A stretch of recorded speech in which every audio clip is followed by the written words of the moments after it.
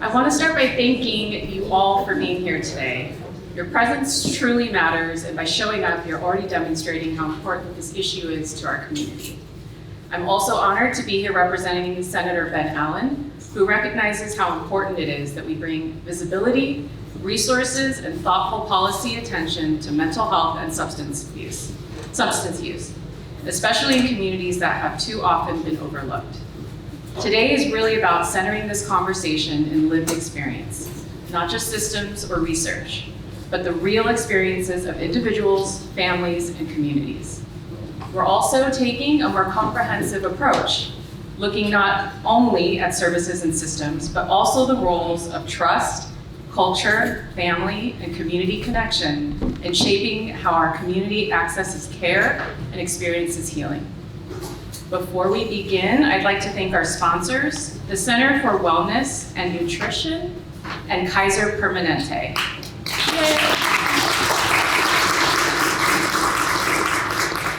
I'd also like to thank our partners, Faith United Methodist Church, Little Tokyo Service Center, and AADAP for making this gathering possible. I also want to give a special thank you to Terry Kim. Where's Terry? Terry, get up. Everybody clap to Terry. For her incredible program management and keeping the planning committee organized and moving forward. The success of this event is truly because of her dedication and leadership. Truly. Terry. Truly. I'd also like to acknowledge our distinguished guests and community leaders here with us today. I have Dr. Victor Manalo, Chair of the Los Angeles County Behavioral Health Commission.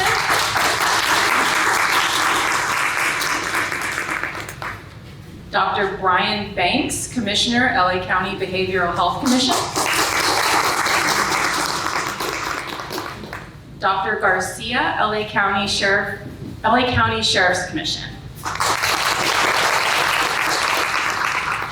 Thank you again for being here, and with that, I'll turn it over to Sam to walk us through some of the key insights that will ground today's conversation. Good morning, everyone. I'm Sam Ju, the CEO of AADAP, the Asian American Drug Abuse Program, and I want to welcome all of you here today. My opening remarks host is Lisa Akiyama Robinson. So big hands for her. I'd also like to make a special acknowledgement as well. I greatly appreciate this individual. AADAP is very honored to partner with the National Academy of Medicine on a new initiative called Building Trust in Health Science.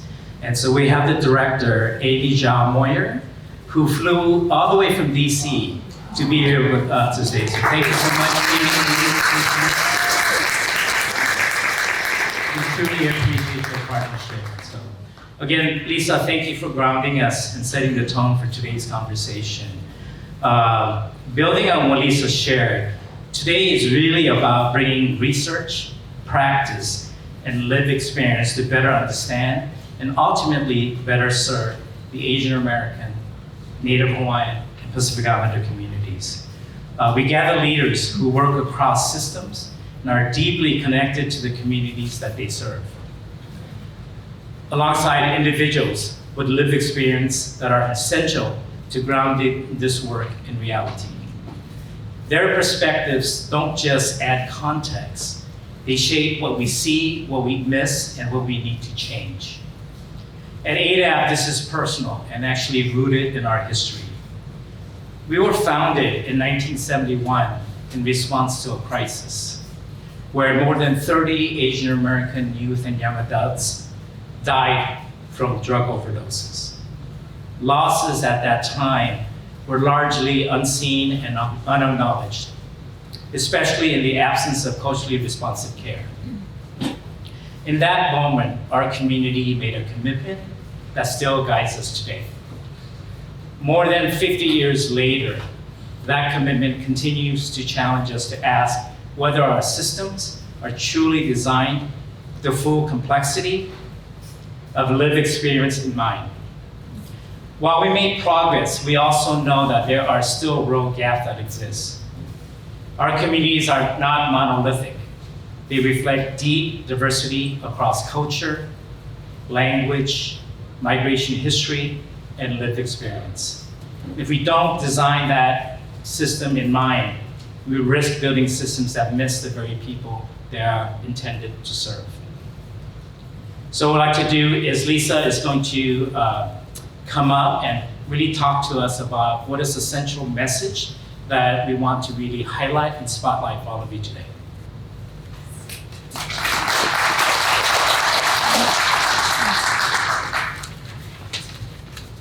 Thank you, Sam.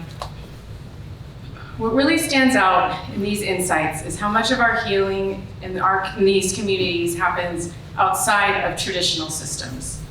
This hits me personally, not just as a community member, but as a mother, a wife, a sister, and a Japanese American woman. And in each of these roles, I've seen how deeply issues around mental health and substance abuse can touch our lives, often quietly and often without the support or openness that people truly need. In many of our families, we're taught to be strong, to endure, to keep things within the family. There's pride in that, but there can be isolation. There can be silence. And sometimes that silence can make it harder for people to ask for help or even feel like they're allowed to. In NHPI communities, support often begins at home with family. It happens in faith spaces and through cultural and community networks. These are often the first places where trust exists. And yet, our public systems don't always connect to those spaces. They often operate separately from the very places people turn to first. So part of what we're doing today is recognizing that and starting to think differently about how we build stronger connections between systems and community-based sources of trust. I'll turn it back to Sam to walk us through some of the challenges we're seeing within our current systems. So I think the first part of today's panel includes the research part. And I think when you talk about research, especially research dedicated to the Asian American, Native Hawaiian, Pacific Islanders, is almost non-existent. I think there is a bias in the systems that feel that our communities are not as impacted by some of the conditions that they experience in the neighborhoods and communities that they live in. So with that in mind, it is my honor to introduce Dr. Warren Yamashita. Dr. Yamashita is a double board certified physician in family addiction medicine at Harbor Community Health Centers, and actually a board member of AADAP, so he is actually one of my bosses. He also serves as adjunct clinical faculty at Stanford University and USC. His work focuses on substance use disorder in the Asian American, Native Hawaiian, Pacific Islander communities, populations that continue to be underrepresented in both research and clinical care. This highlights the importance of strengthening a more community-focused research to better understand unmet needs and improve how systems respond to diverse communities. Through his qualitative research, Dr. Yamashita elevates perspectives that are often not fully captured in traditional data, helping us move toward more responsive and informed approaches to care. Please join me in welcoming Dr. Yamashita.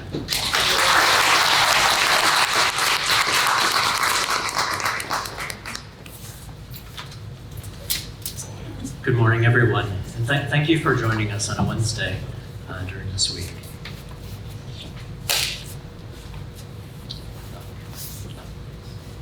Thank you, Sam, for the introduction as well. I think we already covered a little bit about my background. I also wanted to mention that I'm a fourth generation Yonsei, Japanese American.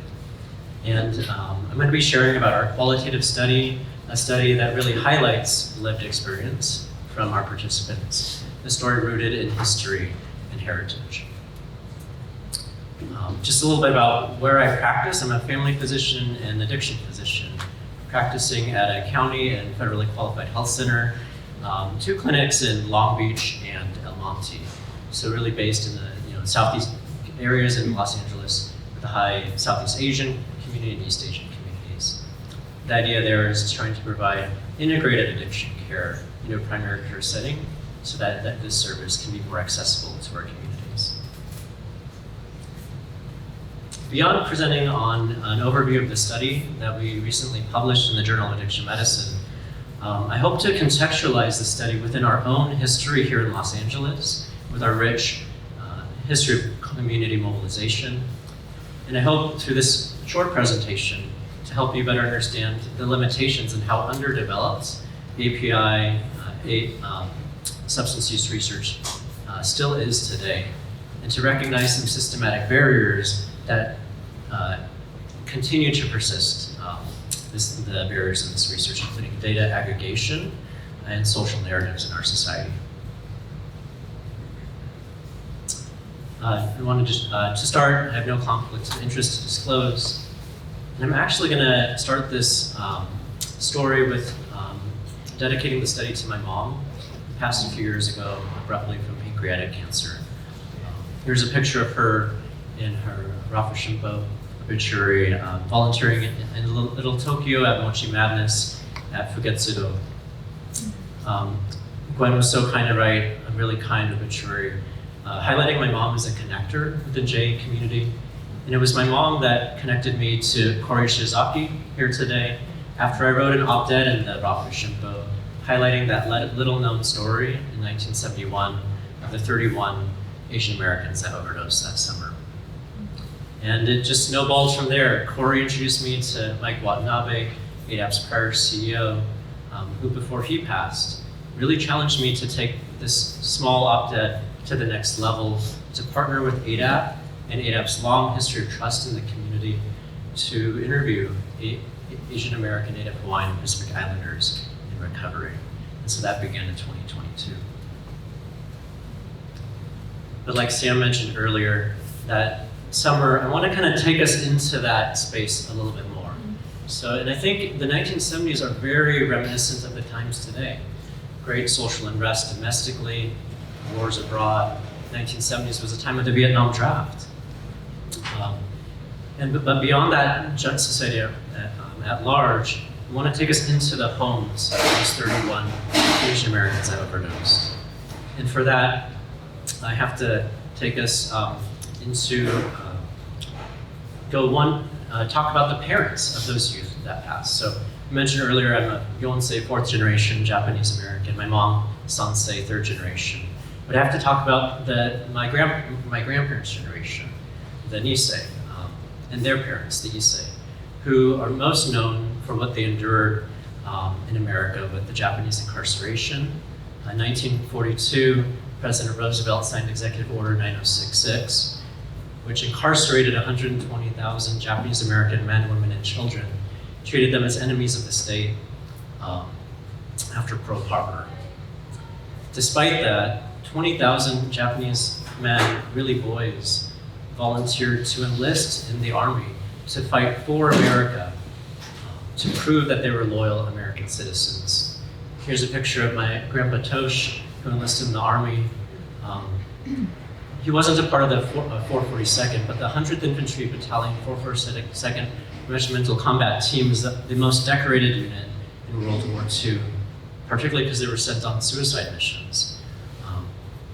But one of the activities my mom did before she passed was she served on the Stamp Art Story Committee with Wayne Osoka, or Sapu, and Kirk Nakamura and others to make sure that America wouldn't forget this history by making a U.S. postage stamp with the World War II soldier, so we wouldn't forget the incarceration as well as the heroism of the Nisei generation. But you can imagine that if your parents were Nisei, to be children of the Nisei, to be the Sansei, my mom's generation, it might have been difficult growing up in those households. One participant from our study directly talked about his experience with the social climate and these family dynamics contributing to the substance use. This Japanese Sansei mentioned, so I told my dad that in protest of the Vietnam draft, I was going to flee the country, but he got really pissed off and told me if I left the country, I would bring dishonor to myself and the family, bringing shame to the family. Whatever the country did to us, Placing us in incarceration, he says, "This is the only country I know." Another quote, not from the study, but from a Sansei social worker during that time, Amy Iwasaki-Moss, mentioned, for the Nisei second generation, they wanted to be seen as a model minority. There was a conscious drive to be 110% American. And when you deny that, and when you do that, you're denying your children their humanity. Because all of us make mistakes and have problems. If you have parents who can't tolerate that, can't allow that, then I think it is really easy to turn to drugs. So I think there's some of these direct quotes from this generation whose friends did pass that summer. You can begin to better understand the climate during 1971.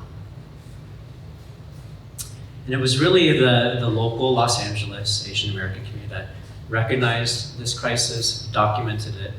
But let's take a look at the medical community. As a doctor myself, I pulled up the LA Coroner's report from Los Angeles during that summer of 1971. And there's a temptation to believe that the medical data, the research, the formal reports are more objective.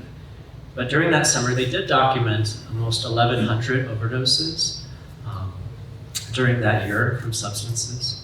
But when you break down that data by demographics, they only found 2 Chinese, 6 Japanese, 1 American Indian overdose. So about 8, nowhere near the 31. And so the medical community, which in large part tries to be objective, didn't capture that reality. It was the local grassroots mobilization efforts that kept that history. And so I'm so grateful for the many individuals and organizations represented here today. Thank you for joining us this morning.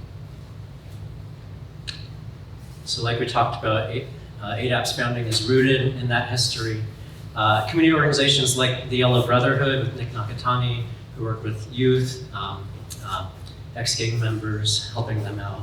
I think I'm really glad that we have API Rise joining us today. I feel like, the Yellow Brotherhood of old is the work that API Rise is doing today.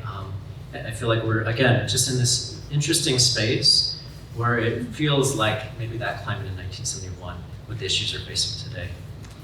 But like Sam mentioned, these grassroots groups came together, applied for funding for the first federally funded drug treatment program for a community of color, and AADAP has stayed true to that mission, but it has extended the service to our diverse communities in Los Angeles over the last 50 years.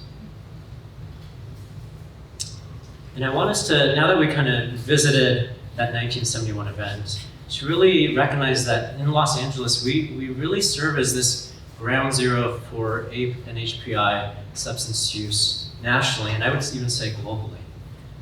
The same dynamic where the medical community did not capture the overdoses in 1971, we see that again in the literature today, 50 years later. So there are some studies out there on AA and HPI substance use, but they're all largely small studies, lower sample sizes, so not high quality evidence. So the field hasn't really moved the needle. Even our best addiction medicine epidemiologic survey, the NIAAA's NESARC study, notes that it undersamples Asian American and Pacific Islanders, meaning it doesn't survey enough API to have real meaningful results to actually know what's going on in these communities. And yet there's still this pervasive belief that AA and HPI are not affected by substance use. So how do we, kind of understand why the stagnation over the last 5 decades? Within the literature, and maybe in society you've heard of this idea of the model minority myth, some authors have connected it to mental health outcomes. So Iwamoto, in his paper in 2011, noted, the model minority myth that Asian Americans are academically and economically well off assumes that Asian Americans experience protective factors such as associated with genetics or culture that contribute to higher achievements and lower incidence of mental health problems in comparison with white and other ethnic racial groups. Another author describes, due to the pervasive bias towards Asian Americans, such as the tendency to view Asian Americans as model minorities, drug use behaviors among them are often ignored by health professionals, researchers, and community members, including Asian community members themselves. I'm so grateful for Faith Methodist for hosting this event today, because sometimes Asian American communities are the most entrenched with the belief that Asians are not affected by substance use. And so what we see here is this perpetuation over the last 5 decades of continual understudying and a lack of research in this area. And if you don't research the area, you can't identify the problem, and if you can't identify the problem, you can't apply for funding. And that perpetuates the cycle of a lack of studies and research. So when we think about the model minority myth in the context of mental health and substance use outcomes, it isn't just this projection or view that Asian Americans are successful, but what it actually does is it silences the voices and the lived experiences of the diverse AA and NHPI that don't fit that narrative. Mental health needs, poverty, racism, treatment access being among them. Perhaps the two things that don't fit the model minority myth the most is substance use and incarceration. So again, so grateful for API Rise and their advocacy today to break that false narrative.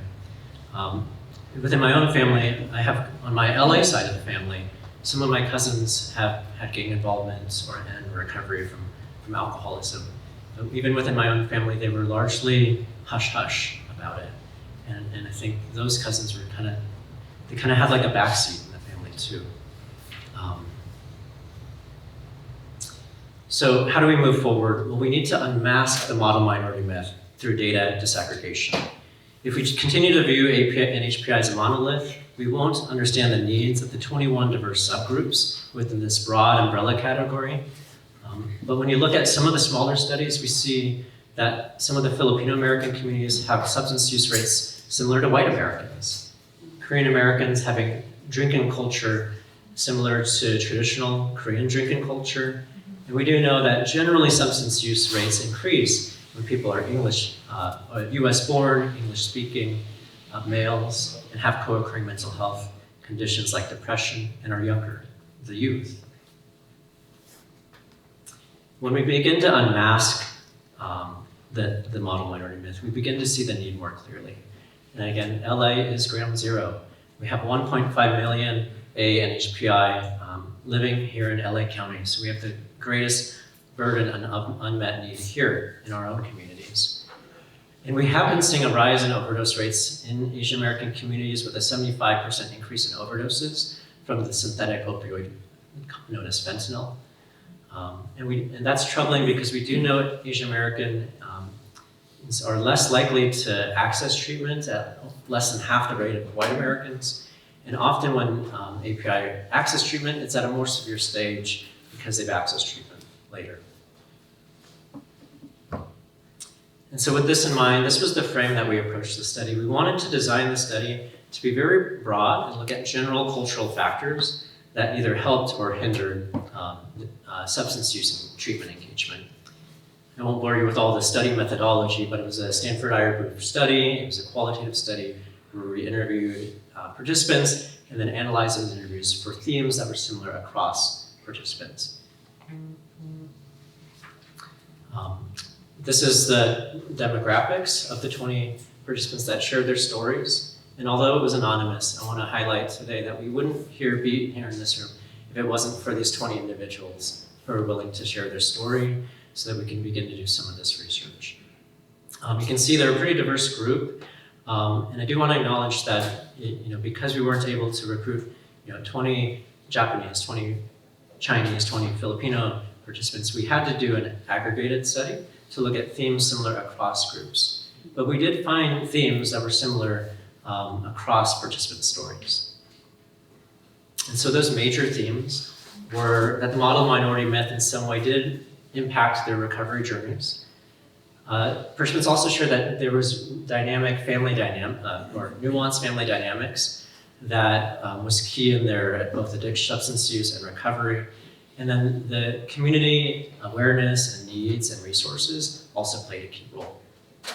Because we were able to capture recovery stories from our participants, I'm really grateful that we were able to find not only just barriers, but facilitators to substance use treatment. So we found 6 sub-themes, barriers, and then 5 facilitators of treatment. Those barriers include racism, model minority expectations, acculturation stressors with parents, saving face masking, hiding, mental health needs, and then just a lack of awareness and a lack of resources in the community, creating barriers to treatment. But on the opposite side, participants shared that when they began to destigmatize mental health and substance use, it helped them engage in treatment. Surprisingly, they started to share that treatment programs that incorporate API values actually help them better process their recovery, even form their identity in recovery. And they also noted that when their family members, parents, were equipped with education support, they became powerful recovery assets that helped their recovery journeys.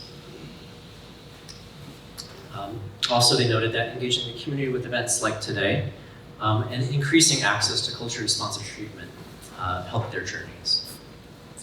So I have a QR code of the study. You can pull that up. I'm going to just, I think this study is most valuable by sharing some of the direct quotes from some of the participants. So we're going to cover just a few, not all of them, but we'll continue the conversation with our panels today. One individual for model minority expectations noted, "I had internalized shame because I failed. I wasn't supposed to. By design, I was supposed to be successful. Everything was so easy for me in life. I was so successful because I was a model. I was perfect, and then I threw it all away." So I'm noting that this model expectation contributed to their substance use. Others noted that the model minority narrative allowed for a double standard that made it easier to hide their substance use. One woman, when she was admitted to jail, noted, "I'm obviously the only Asian woman in the module. Somebody goes, 'Asian people use drugs?' I think because I'm not living up to that so-called model minority myth, there's more of a sense of shame. I'm supposed to be that straight-A student. I think that's why the whole double life thing works so well for me." Regarding acculturation stressors, where there was language and cultural value differences between parents, one Chinese man noted about his father, he was not too traditional of an Asian dad. He was part of the Tiananmen Square riots. He loved me, but he was always so busy with work. He was a scientist and doctor. He always threw toys and video games at me to distract me from him not being there. In a lot of ways, he enabled me. He always provided a roof over my head, and he always kind of gave me enough means to skip by through life. But that kind of just enabled me to keep using drugs, super sheltering me, which is not good for the real world. One quote about equipping parents and families with education support is by this Japanese participant. And as I read it, I want you to kind of pay attention to the parents' parallel recovery process, and also this idea that came up in people's stories that this distinction between enabling and providing isn't so black and white for API communities. So he says, "My mom was pretty courageous for a Japanese mom. Most moms that I know who are Asian will hide it as long as they could. They would not want to confront it. But my mom learned about it, studied it, found AADAP, and didn't let me get away with it. All the things she believed in, the whole enabling thing, she kept arguing with the staff. How can me helping him be a bad thing? She had to let me fall." I think that's the hardest part for parents, letting their kids fall. It's especially hard for Asian parents because they have this obligation to make sure their kids succeed. One of the other sub-themes on culturally responsive, culturally informed treatment programs, participants almost universally had a universal sigh of relief when they either encountered a patient or staff member who was API. These are just some comments from a few of the participants. A Filipino woman noted, "You don't see Asians getting treatment. Asians don't embrace what's available because it's shameful." A Korean woman noted, "I got to talk to the doctor, who was a Korean lady. I felt relieved. Maybe I can communicate better and they can understand better." Multi-ethnic Japanese and white woman noted, "Being in an Asian program and having all these different cultural events gave me the reinforcement and something to be proud of. She began to describe how it helped her recovery identity as she more identified and connected with her Japanese community. So those are just some quotes from the study. And here we are today. I think I wanted to pull up these photos from some of the founders of AADAP back in the 1970s. I see a lot of smiles. Maybe some people know some of them here. But then AADAP today, 50 years later. And as you can see, AADAP has grown and become much more diverse, representative of the diverse communities that we serve. But as we move forward, and for today's discussion, we want to make sure the next 50 years don't perpetuate the stagnation in the research and the development of culturally responsive treatment programs. Moving forward, we want to continue this work. Here's some pictures from some of my research team, as well as colleagues from New York and Atlanta, as they presented this study and other API studies at the American Psychiatric Association and American Society of Addiction Medicine. For the qualitative study today, we're going to follow up with additional analyses to look at more specific dynamics. Some participants noted different experiences being a daughter or a son in their families. So we're going to look at gender roles. We're also going to look at shame. Does shame look the same across a Japanese, Filipino, Cambodian family, or are there differences? How do we define that? We really have a lot of work to do. So I wanted to kind of tie this back to bring this talk to a close, and embed this presentation within this intergenerational conversation. I'm grateful to Gwen for recording some of the words I shared at my mom's eulogy. So I'll read them here. Some desires that my mom had for the JA community were to increase collaboration across different groups that traditionally don't work together. She also desired the JA community to invest in the younger generation that is coming of age, and to even partner outside the JA community to uplift both the JA and other API communities with a shared experience, shared struggles towards freedom, healing, and peace. So as we look forward, I wanted to just share a photo of my own family from the recent Easter service and look to the next generation. My daughter, Inara, she's a Gosei, 5th generation Japanese American, but also 3rd generation Taiwanese American. And at AADAP, we have a value in a Hawaiian word that we use called kuleana. Has a dual meaning as well. And I want us to reflect in our conversations today, in our conversations moving forward, about the privilege that we inherit from the generations that have gone before us, as well as the responsibility we have to the next generation and to the community around us. So thank you for joining today. I really appreciate it.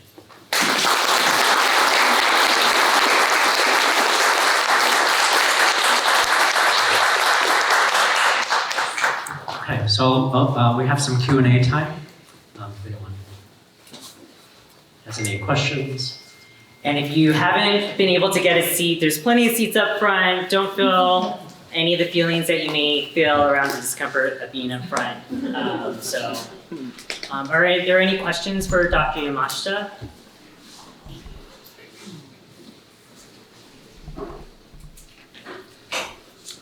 Oh, right here.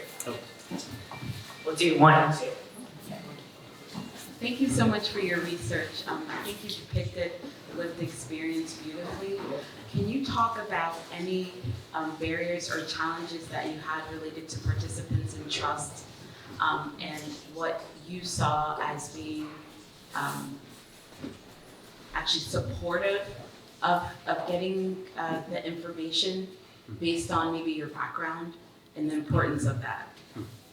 Yeah, great question.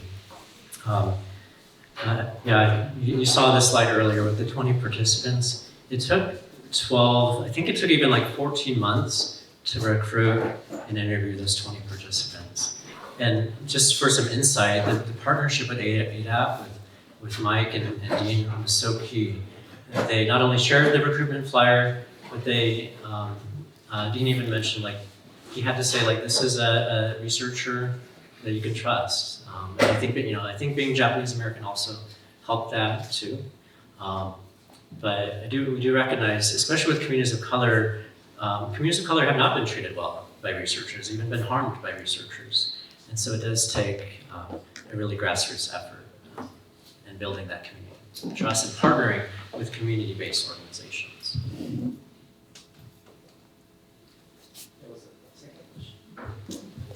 Thank you so much, Doctor, for your research and insight, which is so tremendous that you've provided all of us here. I'm curious if you can give, I know it's probably a loaded question, but some of the research that you found after interviewing the participants in your study, just overall, things that perhaps rather stood out to you.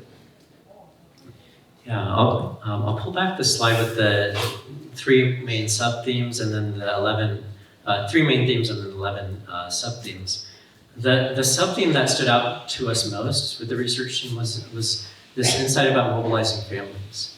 I think in addiction treatment, as an addiction doctor, our training is usually about treating the individual, maybe bringing in the spouse to some visits. But I think the stories and this sub-theme really highlights the importance of treating the whole family unit and involving them and having maybe a support group for parents and treatment programs as well. That it's not sufficient just to have these individual one-on-one visits for these more community-oriented groups. We'll go over there first.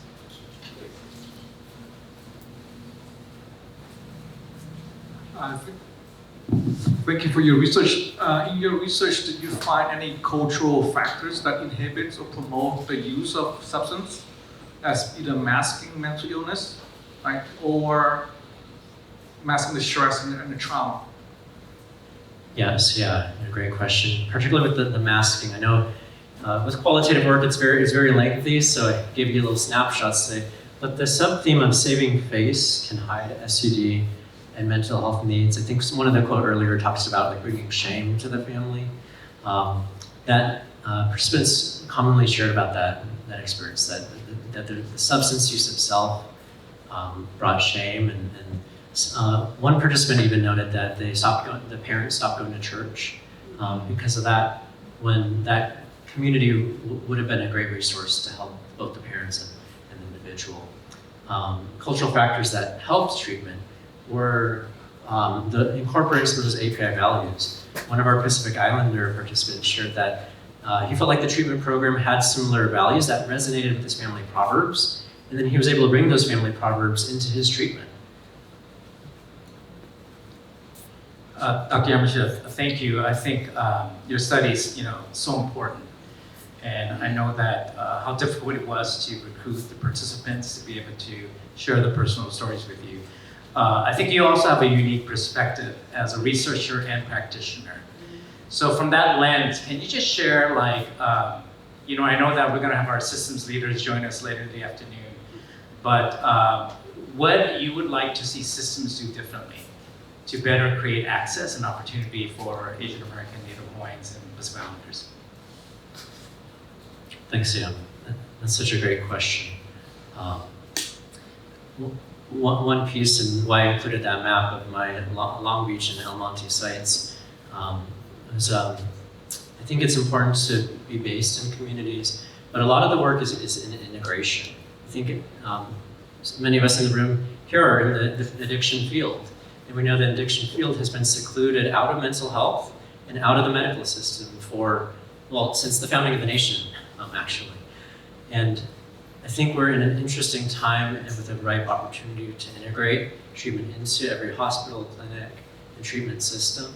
But it needs to go beyond the 4 walls of the healthcare system and partnering with communities too. So integration on a multi-system level.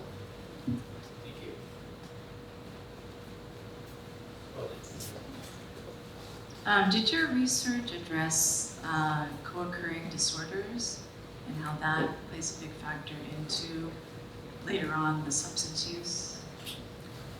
Yeah, thank you for that question.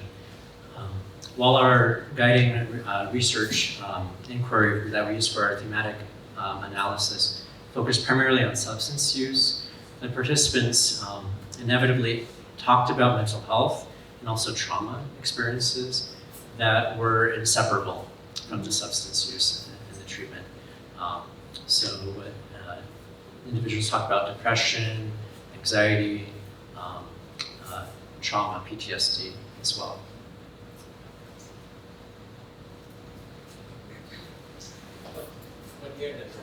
One there and then Hi, Doctor. Thank you so much for your research and your presentation. I think I found a lot of it very valuable as a mental health clinician. I'm especially interested in knowing if you would be able to expand further on the incorporation of AAPI values as an asset in recovery. I think that's something that's incredibly important to practitioners and clinicians because we're all often trying to integrate our clinical knowledge, into existing treatment modalities, which are often more from the Western perspective. Yeah. Well, I'll mention one piece that participants shared, but I do want to mention that this study, it's one of the small, low sample size studies. And so I want to also be sensitive to not overgeneralize takeaways from this initial study. We definitely do need more robust, larger studies to better answer that question. But one thing that participants shared, especially with the culture to family distancing, again, the language and cultural differences with their parents, some of them shared that, the younger generation that was maybe more Americanized, that, received communication and support more through words and physical touch, didn't get that from their parents. It was more giving through gifts. I think the Chinese man that shared his quote mentioned, providing a roof over my head, toys, video games. But some of the participants shared that as they worked with their treatment program, especially API treatment programs, the API staff helped them understand their parents' lens from an acculturation perspective, and understand that their parents were giving them love, were caring for them. They were just expressing it a different way. And there were several individuals that said that was really powerful because it allowed them the lens to understand that their parents were giving them the love that they were yearning for the whole time.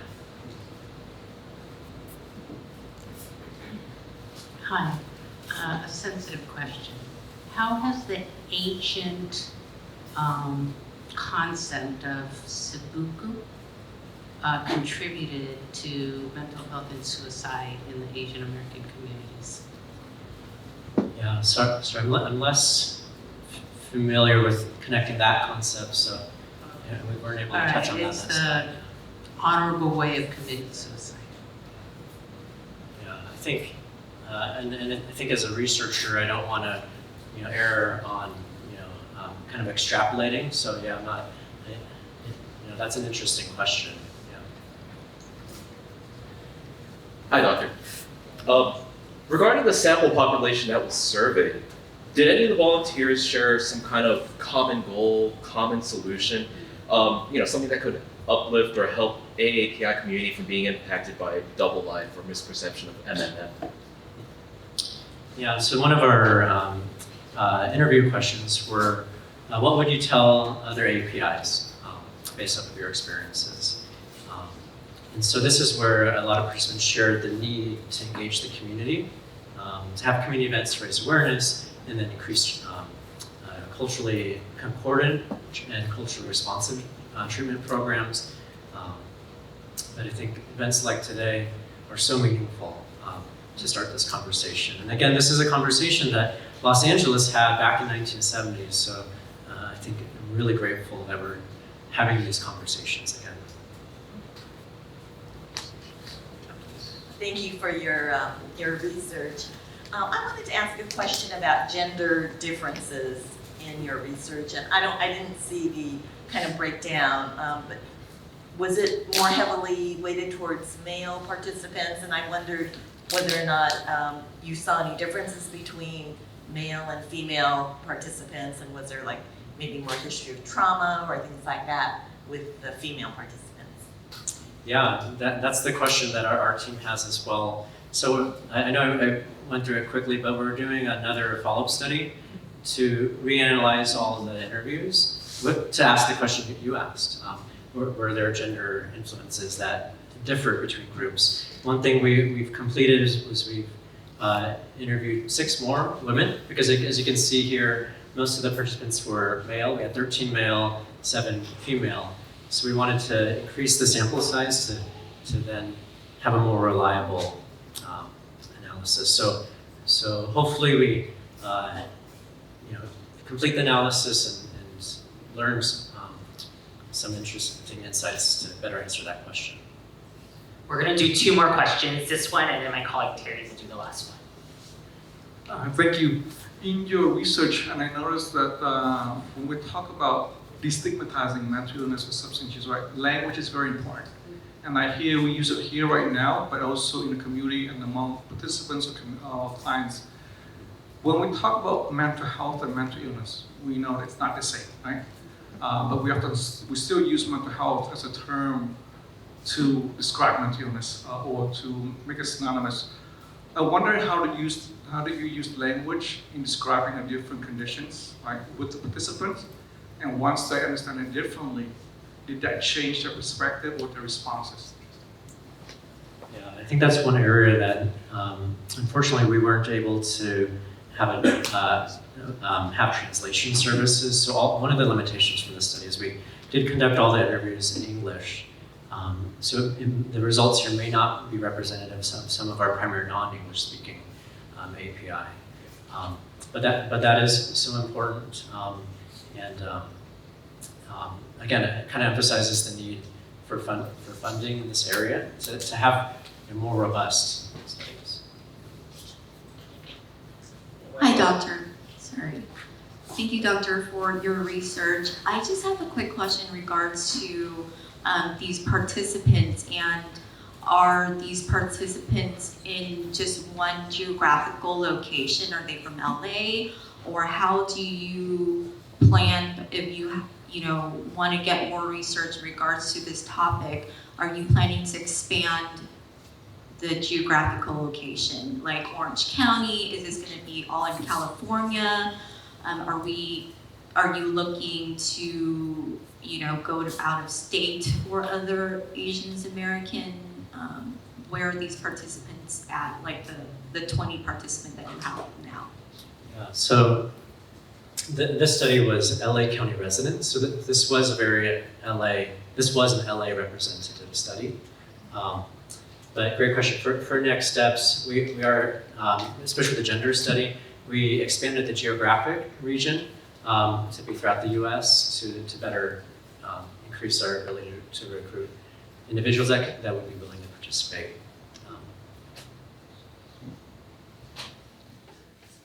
That's it. Thank you very much for your presentation. Also, I'd like to thank Faith United Methodist for hosting this. I wish our temple would and could, but hopefully, Faith, you're going to push us to be able to do something like this. But my question is, you touched on the model minority mindset. I was wondering if there's any way to net out the data that talks about the relationship between being a perceived outsider to substance abuse and not really fitting in the mainstream culture as a potential impetus for substance abuse and its continuation. Yeah, that was actually one of the, in qualitative research we call it codes that come up a lot. It didn't make it to one of these main sub-themes. It's kind of built into the saving face sub-themes, but a lot of participants shared about isolation and exclusion, not only for themselves within their family unit, but their whole family unit being isolated from their communities because of the substance use. So yes, that was a major theme. And I think, like you mentioned, faith communities, temples, having this conversation is so important, especially publicly in a safe space, in a trauma-informed manner, to signal to these families that it's okay, you're still welcome. So we are going to wrap up this section and go into our next section. And my invitation to you all, which I know may not feel so comfortable, as we transition to the next panel, I'm hoping we could just all get on our feet and give a big round of applause not only to Dr. Yamashita, but also welcoming Reverend Allison and Phil Patton.